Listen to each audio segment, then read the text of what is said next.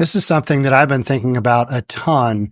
As a real estate appraiser, spent most of my adult life as a real estate appraiser and as a managing broker and owner of a real estate company.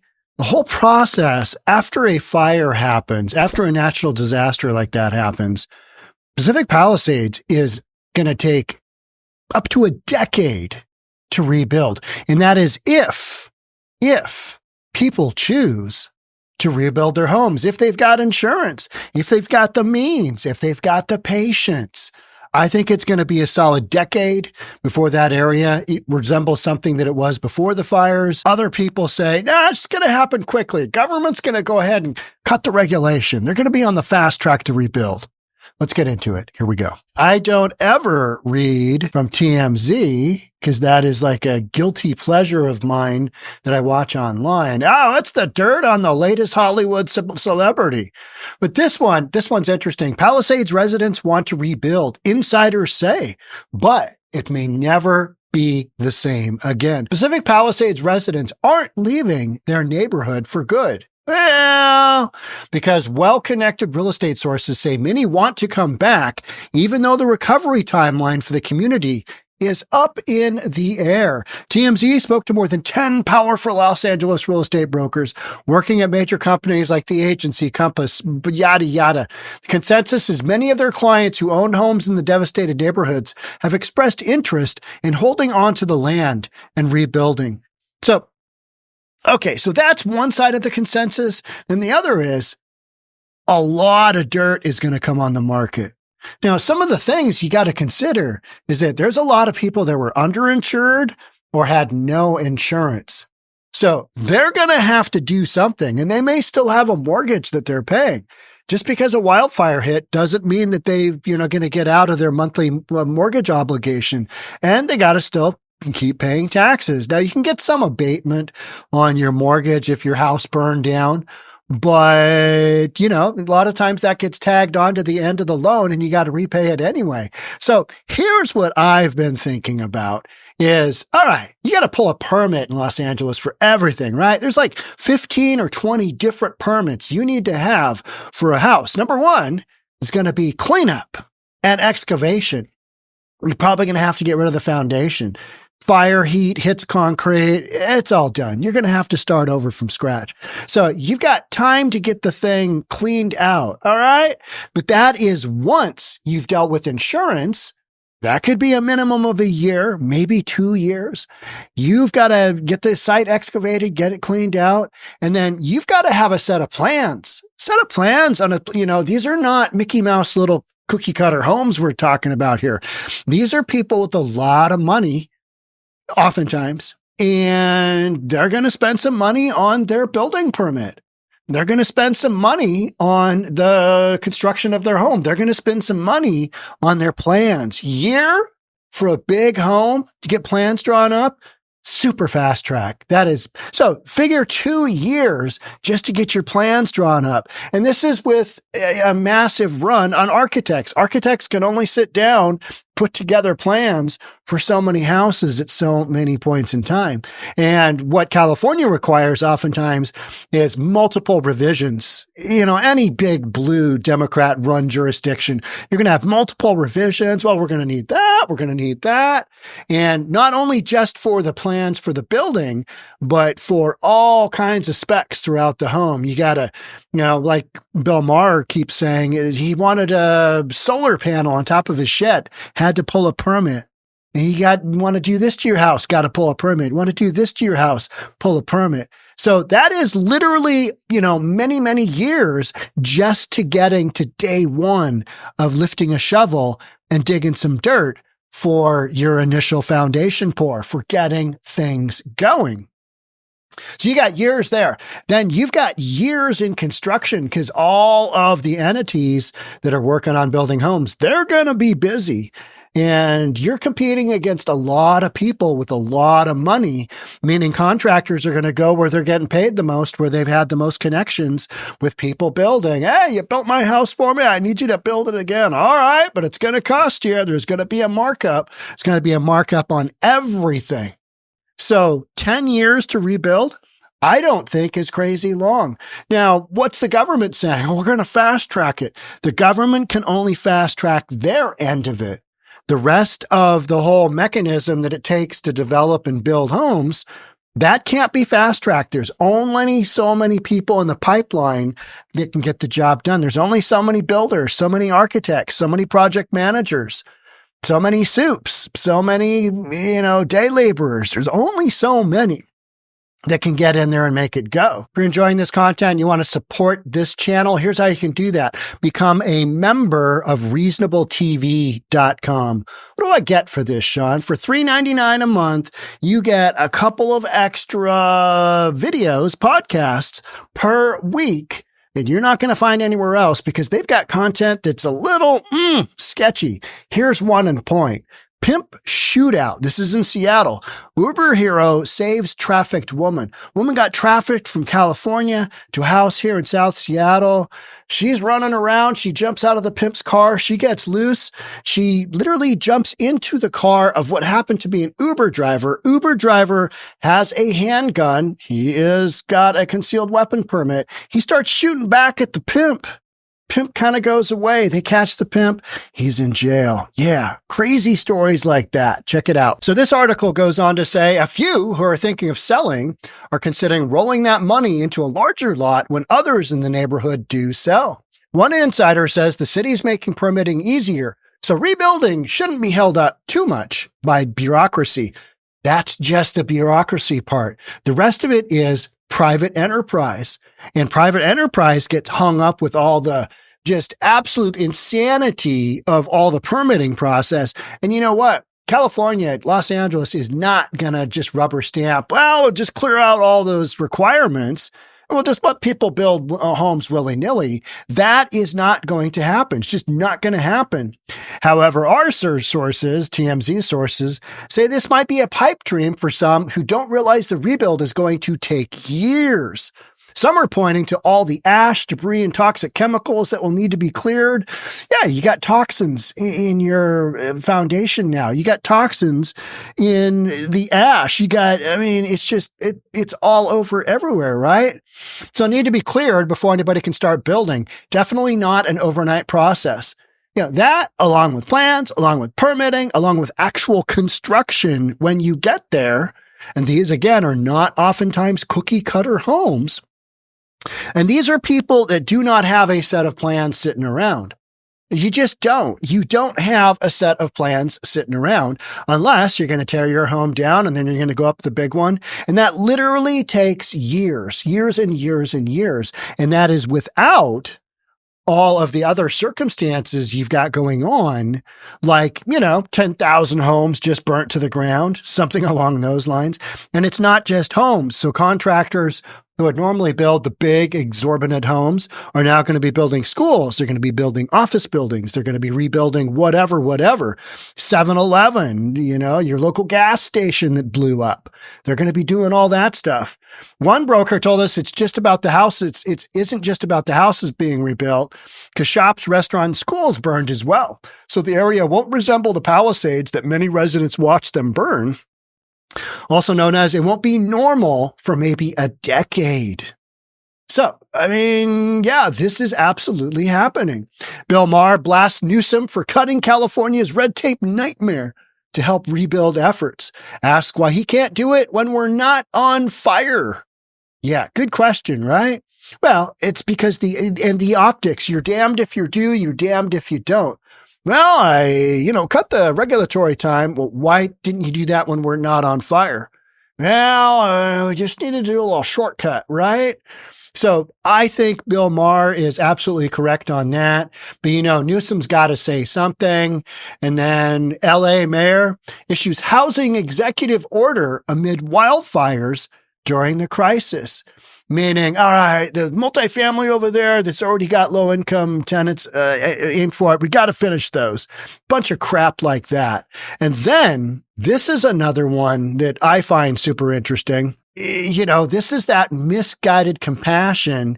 Here we've got California doing executive order N-7-25, and it is an executive order Summary of the executive order. The order protects property owners in fire-impacted areas from predatory real estate speculators by prohibiting unsolicited offers to purchase or acquire any interest in real property for an amount less than the fair market value of the property or property interest, as it was on January 6, 2025, meaning before the fires. The order applies to properties in the zip code. Any person who violates the order can be convicted of a misdemeanor punishable by a fine of up to $1,000 and or imprisonment for up to 6 months. It's not even a felony, a misdemeanor. So you've got Gruesome Newsom coming up with stuff like this so he can say, we're protecting the people. What does this do? It means that somebody who wants to acquire land has to make sure that they don't make an offer that is below market value. Now, here's the rub. Here is the real rub. Nobody knows what these pieces of dirt are worth. You got a burned out house on a foundation. All right, you're $750 for that one. That's a number I've heard for a lot without views. $750,000. Now is with an estimated value of like 4.2 million. Do those numbers make sense? Well, the 750 is on the low side, right? That is on the low side. That needs to be probably $1.5 million. But who is going to make an offer on dirt in an area that is a known wildfire prone area? And number two, located in Los Angeles with all of the nonsense that we've already talked about related to building. And without probably the ability to get insurance down the road. Who's going to buy that lot? Yeah, interesting, right? A real speculator. And they're going to want to get a deal on it. So what does this do?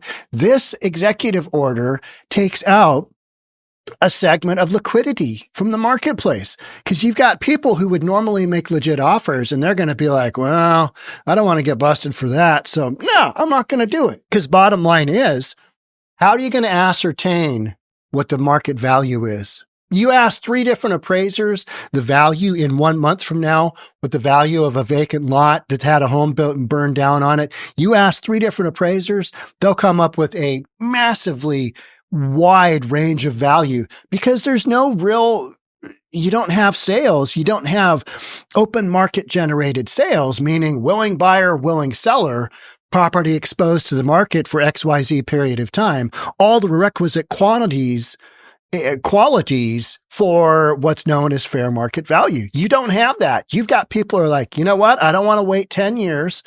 I want to go ahead and sell.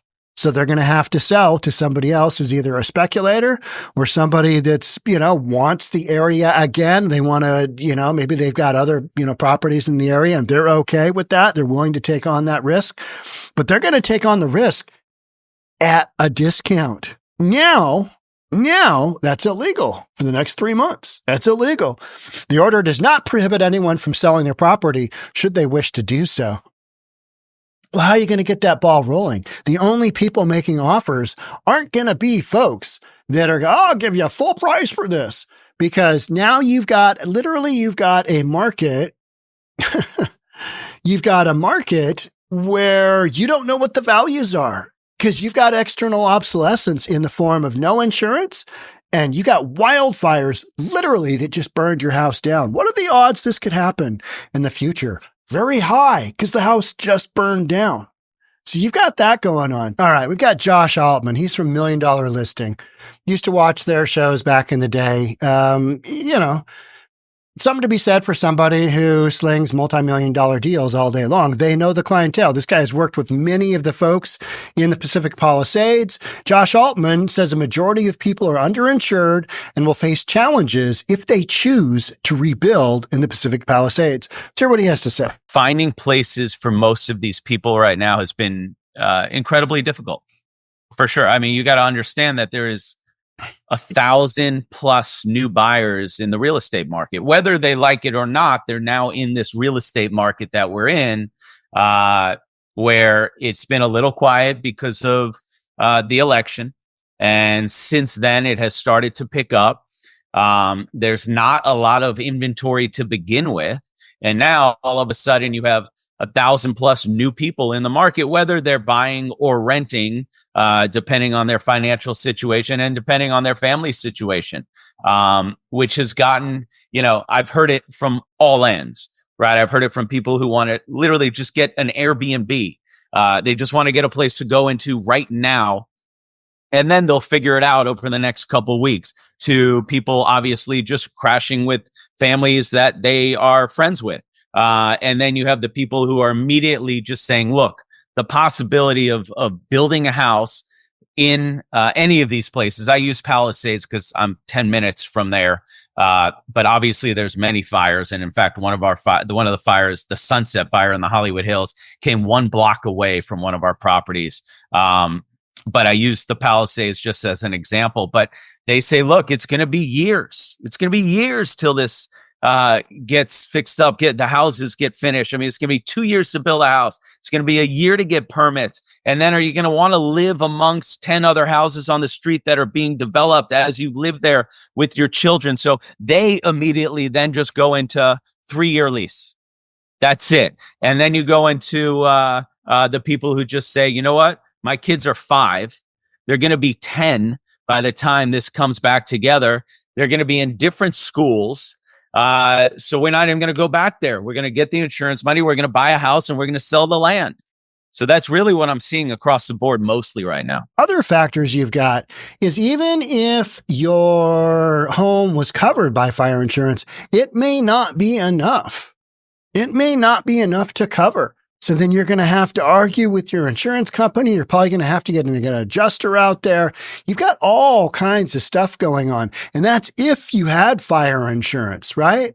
And what are the odds that you're going to be able to get a fire insurance policy for the brand new home you're building? And if you're financing your home, meaning you got a mortgage on it, you need to take out a mortgage to construct it, which a lot of the folks in Palisades probably don't need to because they're more liquid. Those are the kind of folks that can pay $50,000 a month for a home.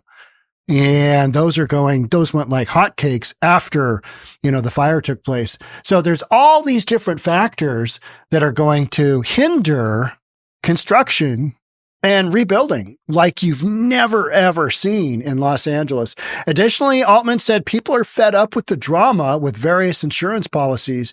The other thing that I'm seeing a lot of is a lot of people who are fed up with what's going on with insurance policies that can't leave California. They're talking about Orange County, Altman said. So going to the South, there's a moratorium right now on insurance for any houses within a 35-mile radius of the fire line where the fire was. So that's a lot of houses.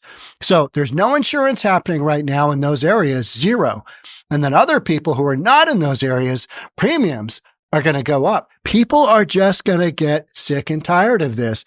And believe it or not, no matter how beautiful this area is, no matter how cool it is, you're going to have a whole bunch of people not willing to take the time to go through this massive, massive endeavor, which is going to be rebuilding after these fires. And so much of it has to do with the scale of how many homes were burned up and the insurance and the marketplace and just the kinds of homes that are going to be built. It's not going to be an overnight process. It's going to be a forever process. With that being said, how are you going to rebuild a house at $1,000 a foot when you're heavily underinsured? Excellent question. And that's after you've gone through all the cleanup, all the insurance nonsense, all of the plans, all of the permitting process to get to day one. It's not happening. So you're going to end up selling your land. That's my theory. A lot of these pieces of dirt are going to get sold. You get a piece of dirt. There's inherent risk to dirt. Can we build on it? Well, probably. Had a house on it before. Can we build what we want to on it? Well, let's go through some engineering. Let's go through some seismic. Let's go through some EPA testing. I don't know. You're going to have a lot of that. We're going to have to find out if a fire might come through here. You're going to get your insurance company check and you're going to try to move on with your life and to try and take back as much as you possibly can. That's what people are going to do. They're going to sell dirt because they don't want to go through this process. And I don't blame them. For those who choose to stay, Altman predicts it will take years to rebuild and the cost will be astronomical. Astronomical. We haven't even talked about budgets yet. it's going to cost so much money because the pool of, all the people it takes to construct a home is small. It's small. It's built for just normal supply and demand. And guess what? Housing has not been roaring. Even in an area like Pacific Palisades, you heard Josh say, hey, it was a little quiet before the election. Things are not moving. And a lot of that has to do with interest rates went through the roof and people are staying, where they are. And people have been kind of waiting to see what's going on with the election, what's going on with inflation. They're hunkered down. They're kind of waiting. People have to understand the build process he shared. Most people haven't built homes in their lives, period. So they probably assume it's a lot easier and a lot quicker than it is. It's a very difficult process. Bottom line, super complex. You need a project manager if you're going to build a home in LA and California. That's on top of everything else you need to pay for, right? So people aren't going to want to do that. It's a very difficult process, especially in a place like California. There's no cutting corners. There's no quick way to do it. Even though Mayor Bass says, hey, we're issuing an executive order. We're going to cut through some of the red tape. Not going to happen. How about this one here? These LA homeowners installed private fire hydrants. Is that going to be a thing in, rebuilding these homes? Yeah. And by the way, out at the street, I need to see a fire hydrant. I need to have my own firefighting system contained on my land so nobody screws it up. Here's how they fared. LA homeowners installing private fire hydrants. As the fires ravaging Pacific Palisades expanded and started moving towards his home in the Malibu Hills last week, Brent Woodworth connected 200-foot hoses to his personal fire hydrant and put one on each side of the driveway. I bet that guy was like, I am a genius. I thought of this and I'm actually using it. When firefighters showed up, they used those hoses to stave his home. And the two next door, he says, the next day, when the hydrant's water pressure dropped, he used a pump to take water from the swimming pool across the street so firefighters could continue hosing down the houses and fighting off embers. All three houses survived intact in a neighborhood where approximately 80% of the homes burned, says Woodworth, chairman of the LA Emergency Preparedness Foundation. The hydrant and pool pumped definitely helped, he says. So when your home burns, you are supposed to have the fire department able to come out and stop said blaze. But when you've got 10,000 homes burning, all bets are off, right? Hey, is that reservoir got water in it? Hey, was the fire department out here with their trucks ready to roll? Nope. Why not? Well, the mayor was in Ghana and fire preparedness. We're more focused on DEI efforts. We're really focused on that. And man, have we got a diverse fire force. Like, okay, yeah, fight those fires, right? And I know a lot has been said about that whole thing. And, there's a lot going on there. Some people are going to get fired. They're just flat going to get fired, right? Some ones at the tippy top that weren't exactly physical specimens of what a firefighter, you would ordinarily think of. But what you got going on is you've got private residents kind of stepping up and going, hey, do we need to do this ourselves? So then that leads to the question, all the taxes that people in California pay, what are you paying for? What are you getting? Fireproof protectedness? Are they going through? Are they clearing the forest? No. Are they clearing the, pathways where they've got the big power lines that come down with big winds? Are they doing that? No. So what are you paying for? Good question, right? So again, this is one more of those things where people are going to be like, I don't want to deal with this. Sell. And that comes back to who's going to buy your land. Knowing whatever gets constructed on there, likelihood is high, could get burned down.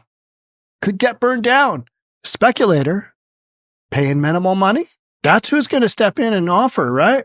That's who's going to step in. Or somebody in the neighborhood that just loves the neighborhood and they want to put 4 or 5 of these lots together. Hey, let's build my compound. Something along those lines. Not normal buyers, not normal sellers.